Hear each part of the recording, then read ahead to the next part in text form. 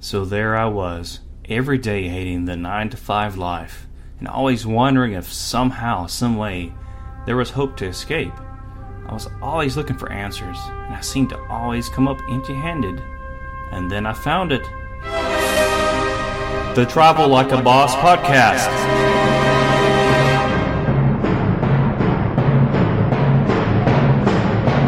Are you just like me? Are you dreaming of being your own boss, but you can't find helpful information that really matters? Guess what? There's hope!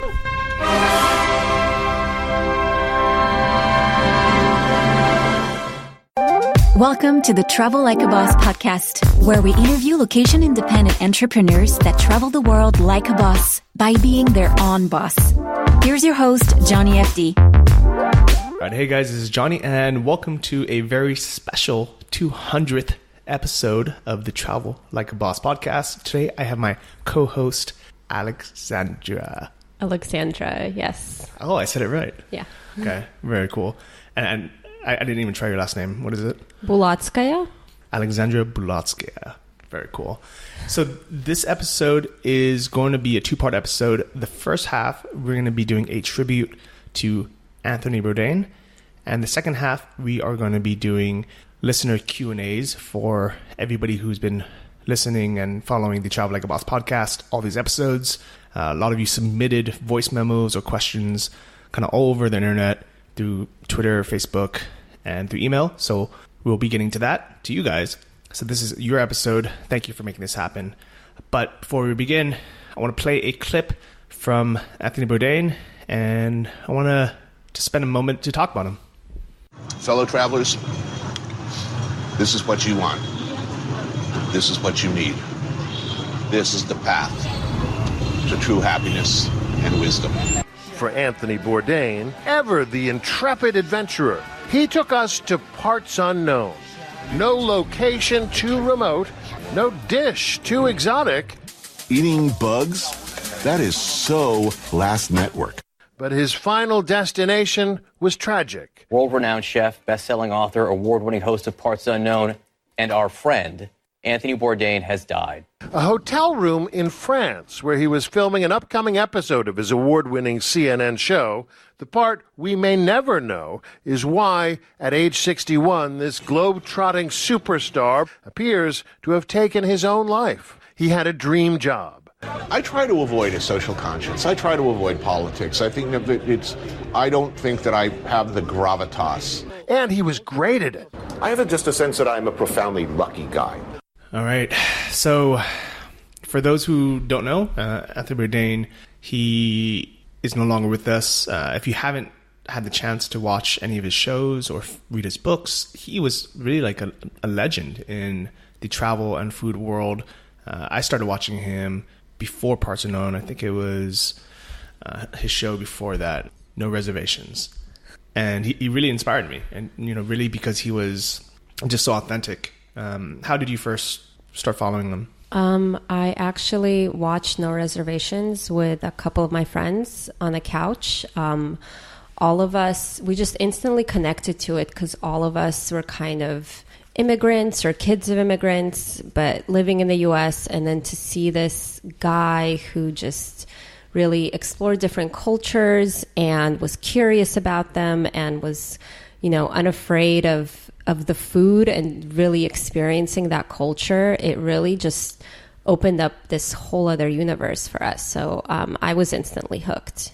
When you were watching it, did you ever think that you would be living a similar life, exploring, parts unknown and having food at these, random places in the world and, really just having a chance to experience some of the things that he did?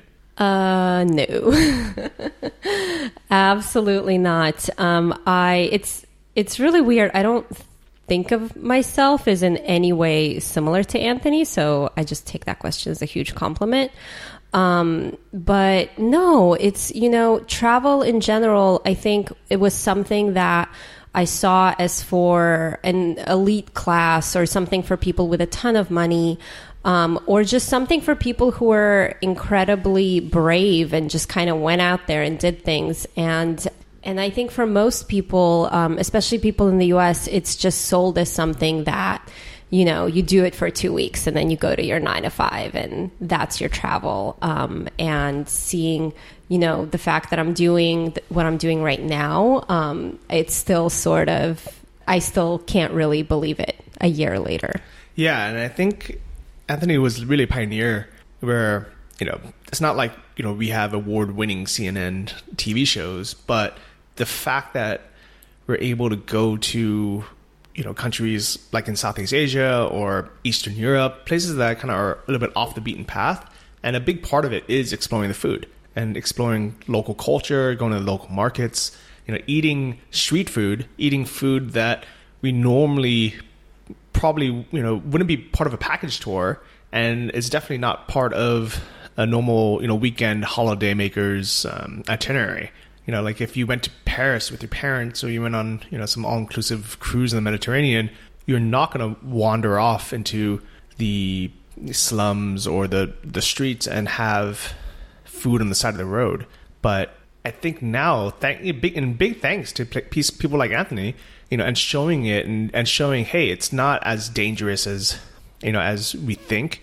Also, even if we don't speak the language and it's not our culture, it's a great way to connect and you know, and really get a glimpse into their lives. Yeah, no, definitely. And it's really, I think it's, we all know it's the best way to experience a culture because it's really like you're connecting people with one of like their most primal urges, really eating good food. It's something we all love. I know in my experience, it's really been, you know, you think you're comfortable because you know, in my cuisine, like we have tripe and kidney soup and other things that probably sound really weird to a lot of people. But to me, it was also like Anthony really inspired me to push the comfort zone in my travels and really kind of that litmus test of that little shack on the road, you know, maybe it's not clean, but there's a ton of local people there and they think it's good, so it must be good, so I'm going to go try it. And without having seen that on No Reservations or Parts Unknown first, I'm not sure that I would have had that same reaction. I love it. And actually, you haven't heard this clip yet, but this is exactly what Anthony said. Let's take a listen. If there are 3 pieces of advice that you had to give to people, you must go here, you must eat here. Right? What would those 3 places be? I'd give people the advice to eat street food. You know, if you're in India, it may not seem like a good idea to eat street food. People ask me all the time, oh, but don't you get sick? Yeah. You are much more likely, in my experience and the experience of my crew, we've been doing this for 14 years now, you're much more likely to get sick eating at the hotel buffet. Eat what's good and what's beloved locally. If people are proud of their food and they're selling it in the street, that food is for their neighbors. They're not still in business by poisoning their neighbors. So, you know, street tacos in Mexico, street food in Asia. These are great and joyous things that enable you to actually, you know, experience a culture where it counts. Thoughts? Oh man, it's so bittersweet to hear his voice because it's like so many great memories. Not like I was there, but it's just so many. It just makes you realize he was such a pioneer. And of course, it's so incredibly sad that he's gone. But yes, he's right. And I'm sure that I've seen and heard that clip. And I even remember that playing in my head, watching certain things. And I remember there was this place on Lombok. It's an island near Bali, and it was this little restaurant, and they had like food, kind of like New York deli style, you know, little food sitting out, but you can tell like it's busy, people are eating there. And I had a friend of mine who I met up with from New York, and I remember she wanted to go to a different, like a hipster, really beautiful cafe. I ate at that cafe the night before, and the food was great, but I was like, hey, I want to save money. Let's go here. This place looks cool. And she was like, well, I don't know. The food's been sitting out. She didn't feel comfortable. And for me, I just felt that that's such a huge part of the experience. So I just remember I went to the local place and they just had like this amazing potato pancake thing with turmeric that I've never tried. They had pickles and they gave you this little foil wrapped dish with all kinds of goodies in it. And it's really, I felt like it was just a much more complete meal than I would have gotten at the fancier place. And it was just part of the experience. I mean, how many times in my life, how many times in your life do you get to have Sumatran food? I certainly don't. So I'm not going to miss my chance to try it. Yeah, I love it. And I know you say you weren't there, but you were. You were there in spirit when you're watching a show and you're following along. I think we were all there along with him. And I really believe, and it really comes across in a very authentic and genuine way, when he was there in these places, in these street stalls, tasting food, and he was talking on the camera, I really believe he was talking to us. He wasn't doing it just for the money. He wasn't doing it just for show.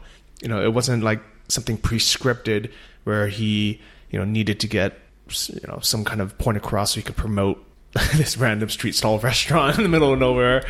He was really just genuinely like wanting to share these cool places. And I actually remember just thinking, man, there are so many places in Chiang Mai, Thailand, that I would love to take Anthony Bourdain that I think he would really like. It was this little chicken and rice shop that sells nothing but steamed rice with chicken fat drippings and the boiled chicken that kind of hangs from it. And they also make a soup from the bones. And it's $1 and it's amazing. And there's another place that had, just really local street food where the only people that would eat there were construction workers and people that couldn't really afford to eat at the fancier restaurants that had been popping up in that neighborhood. And it was only open for a few hours a day and they would leave when they would sell out. And the food was never more than $1. And I remember just eating there and just thinking, this is the tastiest, most authentic food I can possibly have for any amount of money. And the fact that it was so cheap was really just a big benefit. Yeah, it's really, it's funny because I feel like it makes you relate to the people that are in these places a whole new way. Like before, it's sort of like, oh, it's Chiang Mai and people from Thailand live there and you can go there and you can look at the temples. But when you taste the food and when you taste especially that street food that everyday people have, I think you really get a feel for the culture and for who they are. It's funny, in Chiang Mai, I even remember there was this soup stand that sold this bone broth, and they would literally put, and you've probably seen it, they would put a giant bone in the bowl with like a little bit of meat and noodles, and it was this very gamey, hearty broth. And it was like, wow, okay, this is a culture too where, even though there's so much here, it's still like you kind of have that, that common link of like the soup where people make the best of their ingredients and they really like make this amazing dish out of bones. And it was delicious. Well, it's funny that you bring that up. I would have that dish, that bowl of soup, every day at 11 a.m. Oh. It was my breakfast. And it was called soup goradu. And it took me so long to figure out how to say it because it was something that sometimes wouldn't be on the menu. It would just be something that locals would order. And funny enough, it's something that people get to share as a group. They would get one bowl and just kind of put it in the middle of the table. And they would just all put their spoons in and kind of just take like little sips of it as almost kind of something to go with whatever else they ordered, which is so strange. You would never see that in the US, ever. I had no idea. That is really funny. It's funny because when you travel, you realize how similar we all are. Like if we're in Ukraine right now, and the way to kind of the way you eat here as a family is you do have all these different dishes, and each of the dishes serve a purpose. And like the soup, like you always have the soup, usually, even when it's summer. If it's like your mom making you a meal, you always have the soups. And it's the same thing there. It's when you go to these places, you really kind of experience that family life. And there's so many like little things that are so normal in other countries that we don't do in the US, and a lot of Western countries don't do anymore, like share food. I think for a lot of people in the US, they are appalled if you try to share food with them or give them something that has touched your fork, and it is insane. Yeah, I can't be friends with people who refuse to share their food with me. I think, honestly, there's something psychologically wrong with someone who is so afraid of germs that they can't share food with a friend, or family member, or even somebody that you're willing to go on a date with. If you're willing to kiss somebody and share those germs, you need to be able to share a piece of, chicken with them. Yeah, I mean, it's funny because sometimes, like me and my best friend, one of my best friends, she turned me on to vegetarian food. And she's her parents are from India originally. And like we would always I'm like, hey, I want to get this dish. You want to get this dish. Like we both want it. Let's get two things and share it. Everybody wins. And I think that's how we developed our friendship over the food. And then her helping me discover that, for example, vegetarian food can be absolutely incredible. But if you don't have that sharing experience, there's so many things you don't know. And it just kind of, yeah. I mean, I don't know. Maybe it's just nice to have two options instead of one. Yeah, it really is. I mean, if you're going to go to a restaurant, why would you have just one dish when you can try two dishes? And it's just the variety really is, it's a joy in life, and, bonding through food is a huge part of it. And I think learning about a culture, I learn more about a culture through their food than I often do, on a tour or, reading a history book. I really think the food is what differentiates cultures and brings people together. Yeah, I think for me, actually, there's a country that I visited on my trip that was in large part, it was Anthony Bourdain's episodes that kind of inspired me to go there. And also a shared and a very kind of not that great history with the US in the past was Vietnam. And I didn't want to go. I couldn't make up my mind. And then it just hit me. I grew up in San Jose where there was a pho shop every 5 feet, and it was amazing. And I was like, I love Vietnamese food. I am in Southeast Asia. I need to go and eat Vietnamese food in Vietnam. And I'm totally serious. One of the number one reason I went there was because of Vietnam, and because I could kind of look back on the Anthony Bourdain experience and, and kind of seeing what this country was about now and how it's, it's very welcoming. I can't say enough good things about it. And it turned out to be an amazing experience, and the food was way better than I ever could have had at home. Yeah, I definitely see that. And it's funny that even though there was a big chance that, a lot of people in the world would never have a connection to Vietnam, if there's a Vietnamese restaurant in your city, and there probably is now, if you live anywhere major. I think I even had Vietnamese food in Berlin, and actually no, I even had Vietnamese food in Kiev, in the capital of Ukraine. Really? Yeah, they just opened it, and it was in this, it was in a old market. Yeah, it was called the Babushka market. Well, at least I called it that, which is the grandmother market. The best Arabian market. That's probably what it was. But everybody understood when I said the Babushka market. And they opened a pop-up shop in there, and it was by far the most popular restaurant that I'd seen. I think just because it was different, people were excited to try new food. And it's a connection to Vietnam and Vietnamese people that I guarantee 99.9% of people growing up and living in Kiev and in Ukraine would not normally have. So when they now meet a Vietnamese person, or they decide to go traveling and they think about Vietnam, instead of having it be, whatever they saw in a war movie, now they're like, oh, that's where they have pho.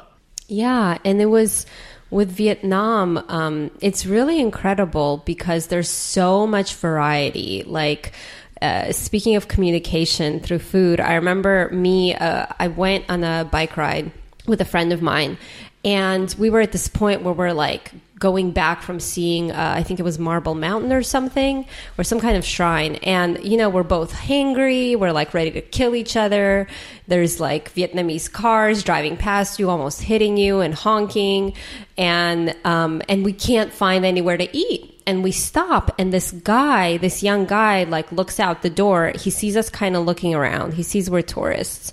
And then he just sort of walks up a block, and we see that there's a lady selling banh mi's, and she makes him a banh mi, and he stands there eating it like as an advertisement, and he just sort of gestures to us with the banh mi in the air, like, hey, there's banh mi's. And those turned out to be the best banh mi's I've had all trip. And the people that gave us the sandwiches, like, they didn't speak English. They brought out like a little tea kettle, gave us some tea, gave us like little seats, and it was really amazing. Yeah, I love it. It actually reminds me of my trip to Nepal just a few months ago. I was walking by this shop that had a ton of locals standing outside, and I had no idea what they were selling.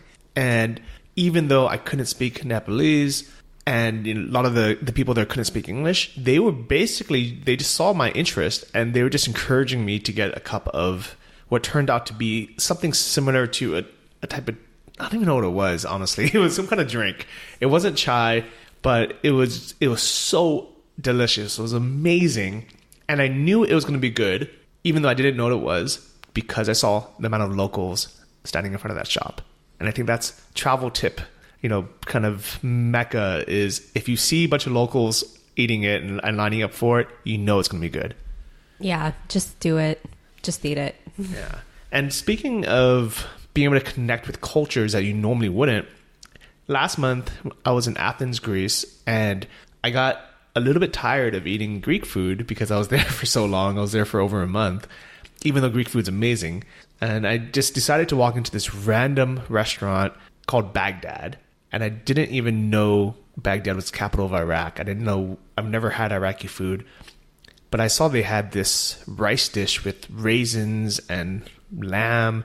And it was the most incredible thing I've had. It was tasty and amazing.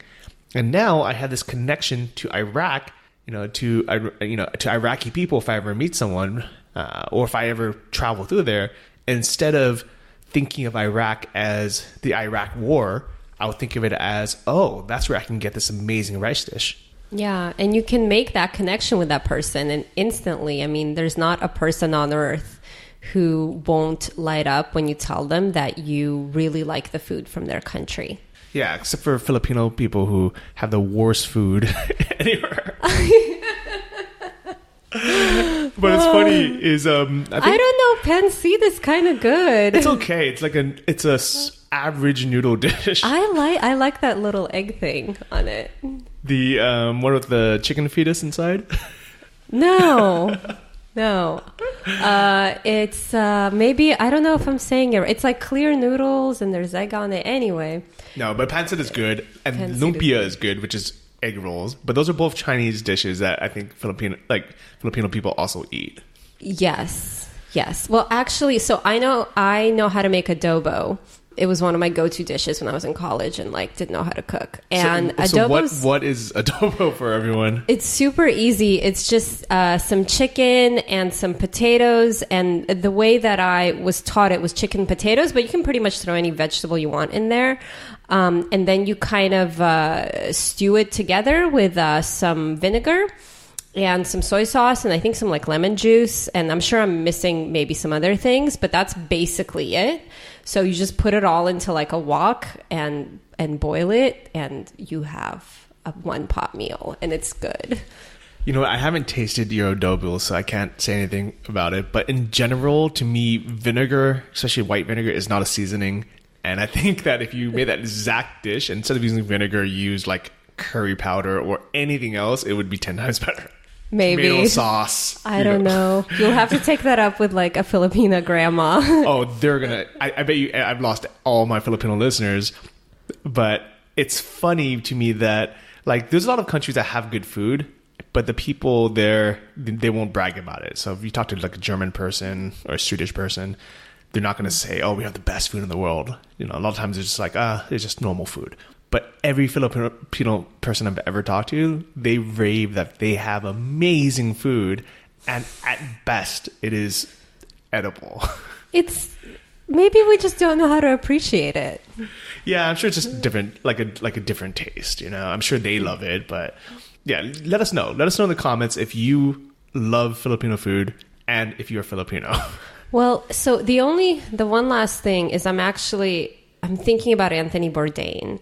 And I remember in the Philippines episode, he went, because I love seafood. I live for seafood. And the Filipino food that I'm familiar with did not have a lot of it, besides like those little fried fish, which are good.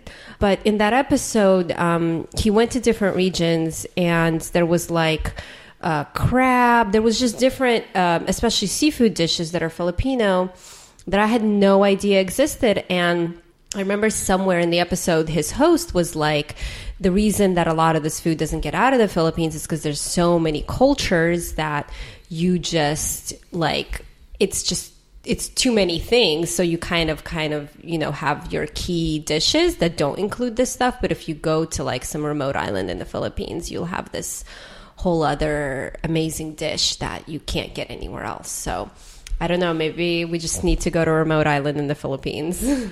You know what? I'm down to go to a remote island in the Philippines because it's so beautiful, and I will give it another chance. You know, I was only there for 3 weeks, and maybe it was just the places I ate. Maybe it was the Jollibee that I defaulted to. Oh, but I'll give it another shot. But this is a good segue to our first fan question for this special episode.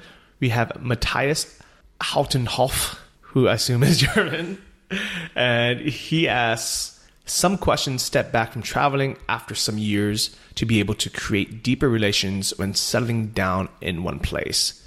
Do you feel any need to do so? You want to answer this before we bring on Anthony? You're giving me the easiest question. Yeah. What do you think? I was being sarcastic. Yeah, that is an excellent question.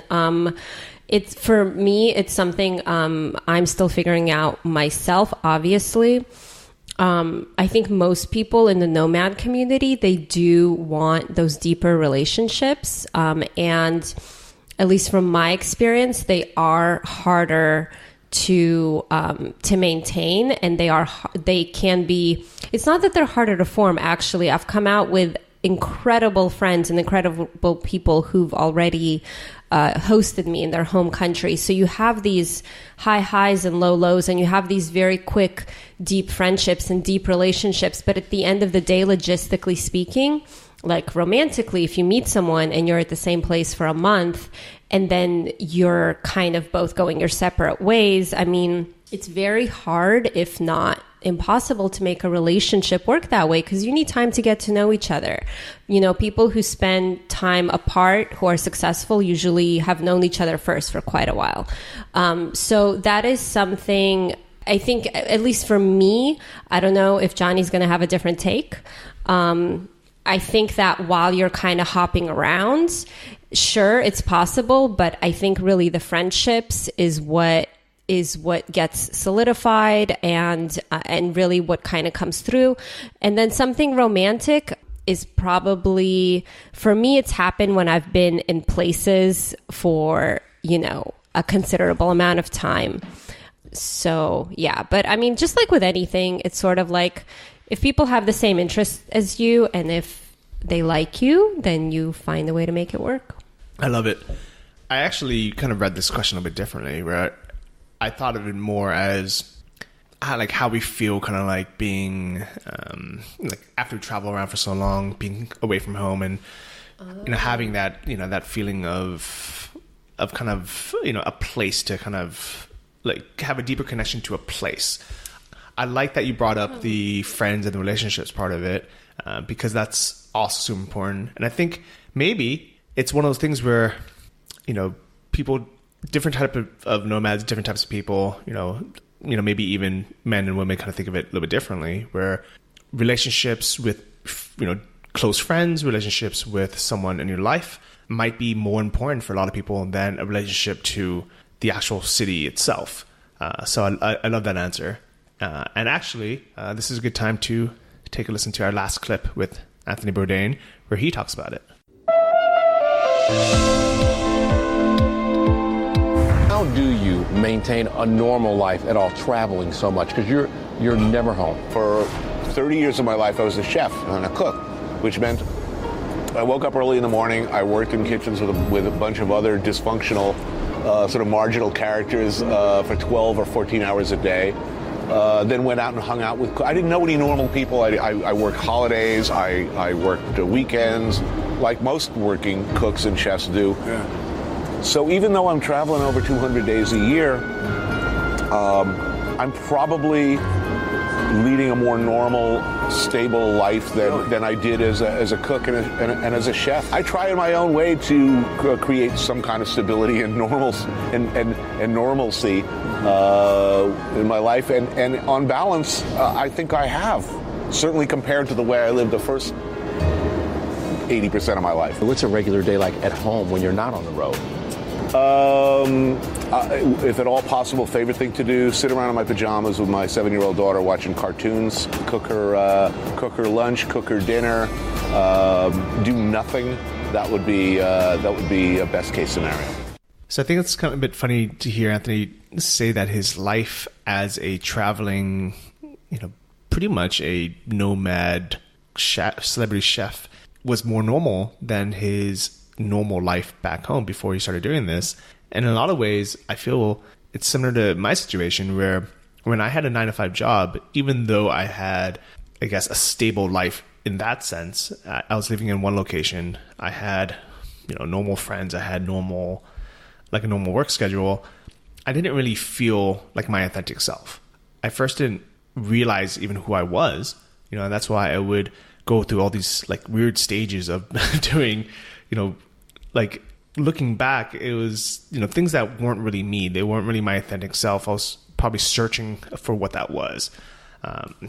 And now that I have this crazy life of traveling and living out of Airbnbs and, and doing, kind of this nomad life, in some ways, it's actually more real and genuine and stable than trying to go to a nightclub on Saturday night and wear crazy clothes that I normally wouldn't wear, and use stupid pickup lines that I read in a book the week before, or, buy alcohol that I didn't even like drinking, or just to be someone or look like someone that I thought I should be, even though that wasn't really me. Yeah, I think I can really relate to that. And it's a common refrain that I've heard from so many digital nomads. That's why for me, it's like, oh my God, I found my people. It's that it was the life, you have the 9-to-5. And it's funny because especially if you have like a job that's quote unquote a cool job, and you live in a cool city, and you have amazing friends, and the friends actually shouldn't even be a part of this wrap up because the friends are always amazing. But it's, if you want something different, it's like you feel guilty because I have all of this. How could I want something else? How could I want to give it up? Or at least for me, I definitely kind of felt that way, but I always had this calling to do something like this. And thankfully, the first step, gateway drug, was Anthony Bourdain, and then kind of seeing the rise of digital nomadism, I was like, okay, wow, this is possible, and it just became inevitability. Oh my God, I was just really drawn to it, and being here, it just feels right, and it feels more right. This decision to travel and to explore the world and to do something different feels more right and more conventional than sitting behind a desk 9 to 5. And I'm a firm believer that we never know what's going to happen. You know, maybe you go back and you find and rediscover your love for what you were already doing, which is a huge thing in itself. Most people don't take the time to do that. Or maybe you immerse yourself full time in being a digital nomad, or maybe you do something in between. But the great thing is that what I've discovered on this journey is that it's really up to you, and that the first step is the most difficult. Yeah, I definitely agree with that, and realize that, you know what, maybe even like those friends I had back home, even though they're great people, they might be on a different path than I am, where they could be 100% happy having stability in their life. Their priority might be having children, you know, or buying a house, or, you know, advancing their career. And it doesn't mean that they're not, you know, great friends. It might just mean I want something different. And I think that I'm pretty sure that I wouldn't be happy if I had a great normal life that other people would consider great. You know, if I had a great corporate job, you know, and I drove a nice, you know, brand new Mercedes, you know, and I had a big house, and I had, you know, a kind of normal white picket fence life. And I'm sure I would be happy in many ways. You know, I would love to have a family and kids and have the stability. But at the same time, I know for sure that just because that's the normal path or other people's paths, it doesn't necessarily mean that it was the right timing for me. I think maybe I still want those things, but I kind of want it in a different way, and I want it a little bit later in my life, and I want it kind of on my terms versus saying, okay, by the time I'm 30, I need to have a house, wife, 2 kids. Yeah. Yeah, there's really so many different ways to do things and to live life. And I think especially, you know, having been brought up in a city and having spent my early childhood years here in Ukraine, it's really, you know, you're a kid, but you're like taking the bus, and then you're running to the museum, and then you're doing this, and then you're doing that. And I think a lot of same thing in the US, you know, kids who grow up in New York, the few kids that actually grow up in New York, you live that same life, and it sort of opens the door to doing things differently. And I feel like once you kind of open yourself to that, you can't close it. You can't go back. And it's not... And I totally agree. It's not about like the white picket fence being right, and then, or like digital nomads being right. It's about the fact that like there's no right way to do things, and to label something like right or wrong is not like a good way to look at things. Yeah. So I guess I'm curious, what is your favorite thing to do after, like, let's say you do a lot of traveling, like a big trip, and you finally get home? Like, what is your ideal day or a few days look like? That's a tough question because I'm still on my trip and I'm not ready to go home yet. But right now, I think I would want to have my mom make me a rice pilaf that she makes with lamb. It's like a dish originally from Mongolia, but it's been like, we've kind of brought it in to the Eastern European side. I don't know, hang out with my cat, and of course see my friends. I'm actually super lucky because a lot of my close friends have done the same thing. So they're kind of rooting me on this journey, and they're super supportive. Yeah, I don't know, just do regular stuff. Maybe if I'm in California, go get an In-N-Out burger, animal style, with a chocolate milkshake and some tacos for sure. All in one meal. I like it. Yes. That actually is exactly what I would do too. Mexican food, In-N-Out, and just chilling out at home with some friends. My mom has already actually asked me what I want her to cook for when I get back to San Francisco in 2 months from now. And I told her, I want you to make me your legendary curry chicken, which is probably actually very similar ingredients to the adobo that you cook. It just uses curry instead of vinegar. which I personally like better. And I asked her to saute me some broccoli with garlic, which doesn't sound like something that hard to do, but you'd be surprised how few places in the world you can just get like a huge portion of broccoli. I mean, honestly, it's like Anthony said, it's our job to not mess up the ingredients. And I feel like the simplest dishes are the best. And I mean, moms always obviously make the best food. So I love it. So before we get on to the rest of the Q&As, I just want to take a moment to celebrate Anthony Bourdain's life. I personally am sad that he's gone, but I'm not sad in a sense where I feel like he's lived such an amazing, incredible life that he's seen more things, done more things, experienced more cultures, tasted more amazing food than most people will do in 100 lifetimes. And because of that, I feel like he's lived such an extraordinary life that it's sad that for whatever reason he felt the need to leave this life and this earth. But I'm not sad for the amount of time he spent on this planet, because I think that even with my lifestyle, it would take me 2 or 3 of these lives to be able to experience half of what he has. Any closing thoughts? Yeah, you've kind of took the words out of my mouth. It's really, he meant so much to so many people, and it sounds so contrived as it's coming out of my mouth, but I can't think of anything else that's really true.